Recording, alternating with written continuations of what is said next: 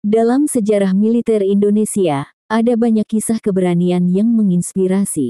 Namun, salah satu yang paling dikenang adalah perjuangan seorang prajurit Kopassus bernama Pratu Suparlan. Di tengah konflik brutal di Timur Timur, ia menjadi simbol keberanian yang melampaui batas manusia biasa. Ini adalah kisah tentang keberanian, strategi, dan pengorbanan seorang prajurit yang bertempur untuk bangsa hingga titik darah penghabisan. Timur Timur pada era 1990-an adalah medan konflik yang penuh ketegangan. Gerakan Fretilin, kelompok separatis yang menguasai banyak wilayah pegunungan, menjadi ancaman serius bagi stabilitas Indonesia. Dengan medan yang sulit dan taktik gerilya yang lihai, Fretilin menjadi lawan tangguh bagi pasukan TNI. Untuk mengatasi tantangan ini, Kopassus, pasukan elit Indonesia, diturunkan ke garis depan. Salah satu di antara mereka adalah Pratu Suparlan, seorang prajurit dengan keahlian tempur yang luar biasa. Bersama tim kecilnya, ia menerima misi penting, menghancurkan markas Fretilin di wilayah Pegunungan Keraras, sebuah wilayah yang dikenal sebagai sarang macan karena sulitnya akses dan kuatnya pertahanan musuh. Persiapan misi rahasia. Malam itu, Suparlan dan timnya menyusup ke wilayah musuh. Mereka berjalan di medan berat, menembus hutan lebat tanpa cahaya, hanya berbekal keahlian navigasi dan naluri bertahan hidup. Misi ini sangat berbahaya, karena setiap langkah bisa berarti hidup atau mati. Namun, takdir memiliki rencananya sendiri. Ketika mereka mendekati posisi musuh, Fretilin ternyata sudah menyadari kehadiran mereka. Tim Suparlan jatuh ke dalam penyergapan. Di tengah hutan yang gelap gulita, mereka harus menghadapi hujan tembakan dari arah yang tak terlihat. Saat pasukannya mulai kehilangan arah, Suparlan dengan tenang mengambil alih komando. Dalam situasi yang sangat genting, ia menggunakan taktik gerilya untuk mengatur ulang posisi timnya. Suparlan memerintahkan beberapa anggota untuk menyerang dari arah samping, sementara ia maju ke garis depan untuk menghadapi musuh secara langsung. Dengan keberanian luar biasa, Suparlan memimpin serangan balik. Ia bergerak cepat di antara semak-semak, menggunakan setiap detik untuk mencari celah menyerang musuh. Satu persatu, anggota Fretilin berhasil dilumpuhkan. Namun, serangan Fretilin terus bertubi-tubi, dan Suparlan menyadari bahwa timnya berada dalam bahaya besar. Suparlan berdiri di tengah hujan peluru, disorot cahaya bulan samar di tengah hutan. Ketika situasi mencapai puncak ketegangan, Suparlan menyadari bahwa pilihan satu-satunya adalah pengorbanan.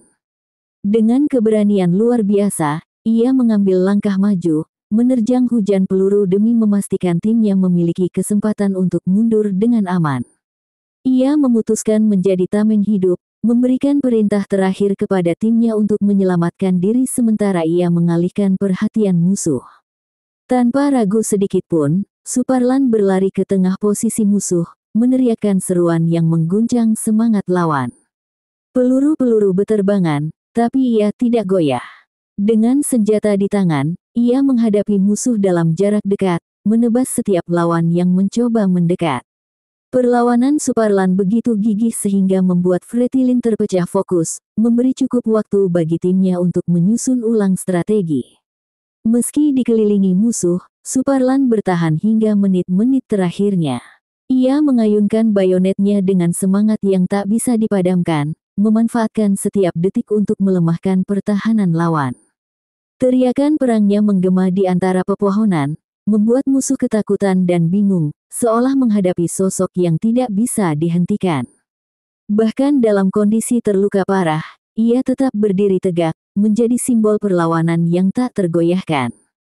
Ketika pertempuran akhirnya reda, rekan-rekan Suparlan kembali ke lokasi itu. Mereka menemukan tubuhnya di tengah medan perang, bersimbah darah, tetapi wajahnya tetap menunjukkan keberanian dan tekad. Di sekelilingnya, tanda-tanda perjuangan gigihnya jelas terlihat, ia telah menghadapi musuh jauh melampaui kemampuannya sebagai seorang manusia biasa. Malam itu, Suparlan tidak hanya menyelamatkan timnya, tetapi juga menanamkan semangat keberanian yang abadi di hati setiap prajurit Kopassus. Nama Suparlan mungkin telah gugur di medan perang, tetapi keberaniannya tetap hidup. Sebagai bentuk penghormatan atas jasa dan pengorbanannya, nama Suparlan diabadikan di Monumen Kopassus, yang berada di Cijantung, Jakarta Timur. Monumen ini adalah tempat di mana nama-nama prajurit Kopassus yang telah gugur terukir, menjadi pengingat abadi atas dedikasi mereka kepada bangsa. Selain itu, kisah Suparlan terus diwariskan kepada setiap generasi prajurit Kopassus. Ia bukan hanya seorang pahlawan yang dihormati, tetapi juga simbol keberanian yang menjadi inspirasi bagi prajurit-prajurit baru yang dilatih di satuan elit ini. Pengorbanannya adalah bukti bahwa patriotisme sejati melibatkan keberanian untuk memberikan segalanya bagi Merah Putih. Suparlan mengajarkan kita bahwa keberanian bukan sekadar soal melawan musuh, tetapi juga soal melindungi mereka yang ada di belakang kita, bahkan jika itu berarti mengorbankan nyawa sendiri. Nama Suparlan tidak akan pernah terlupakan, baik di medan perang maupun dalam hati rakyat Indonesia. Hingga kini, nama Suparlan dikenang sebagai pahlawan. Kisahnya bukan hanya tentang keberanian di medan perang, tetapi juga tentang semangat pantang menyerah yang menjadi inspirasi bagi generasi muda Indonesia. Dari seorang prajurit, kita belajar bahwa patriotisme bukan hanya kata-kata. Itu adalah tindakan nyata, bahkan jika harus menghadapi maut. Suparlan adalah bukti bahwa pahlawan sejati tidak pernah mati, mereka hidup dalam cerita, dalam kenangan, dan dalam hati bangsa ini. Heroisme seperti ini adalah alasan kita bisa hidup dalam kedamaian hari ini.